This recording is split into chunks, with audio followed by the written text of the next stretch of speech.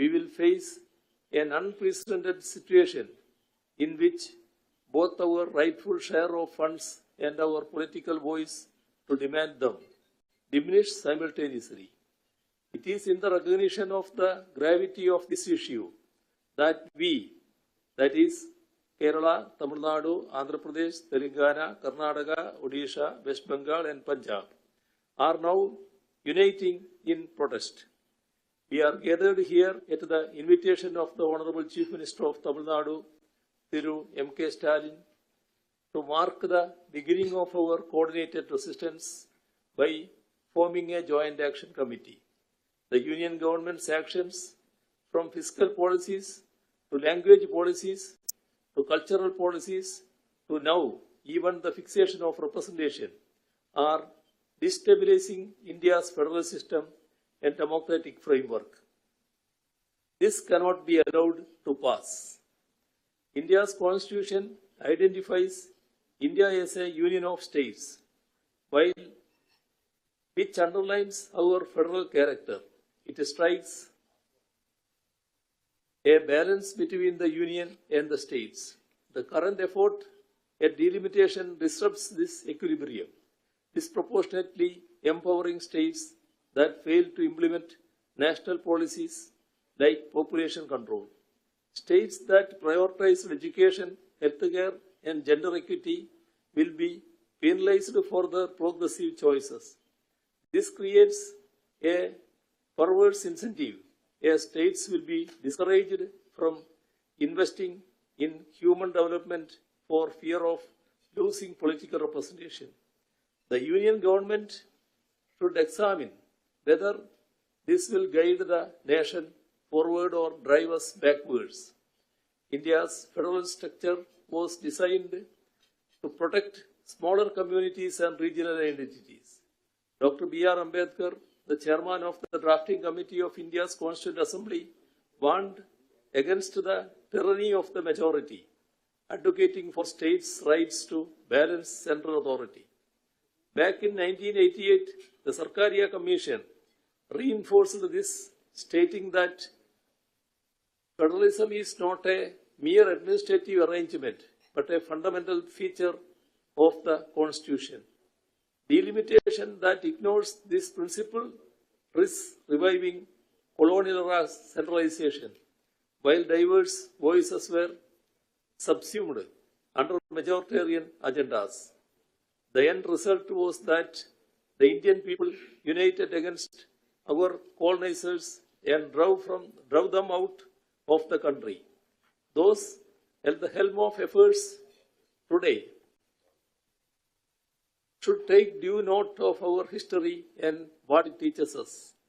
India's federal structure is a cornerstone of our democracy, designed to accommodate the country's vast mosaic of cultures, languages, and regional identities. The diversity that defines India is not just a demographic statistic. It is the bedrock upon which our unity is founded. A robust federal system ensures that every region, with its unique history, language, and cultural heritage, has a voice in the national dialogue. The current process of delimitation poses a serious threat to the preservation of our rich cultural and linguistic diversities as well. Redrawing constituencies solely on the basis of population without accounting for these vital cultural and linguistic factors risks the possibility of marginalizing those regions that have long preserved their distinct identities. This is especially critical for our states, which not only contribute to the nation's demographic fabric, but also enrich its cultural landscape. The strength of India lies in its plurality. Our cultural and linguistic diversities are assets that strengthen our nation, enabling us to harness a wide range of perspectives and innovations. Kerala's Kudumbashree initiative, which empowered millions of women, and Tamil Nadu's midday meal scheme are state-specific innovations that became templates for the nation later on. Centralizing power will stifle such localized situations, which are crucial for addressing India's diversity. Cultural preservation and federalism are intertwined in the Indian experience underlines it. When smaller or less populous states lose political clout, their capacity to safeguard their cultural traditions diminishes. A homogenized parliament dominated by populous states could sideline regional priorities, eroding the pluralism envisioned by modern India's founders. A centralized process that ignores these factors not only dilutes regional voices but also threatens the balance that has allowed India to thrive as a united and diverse republic. We need to ensure that the delimitation exercise is carried out in such a way that our current proportional share of seats in the parliament is retained. This is the consensus that we all need to arrive at.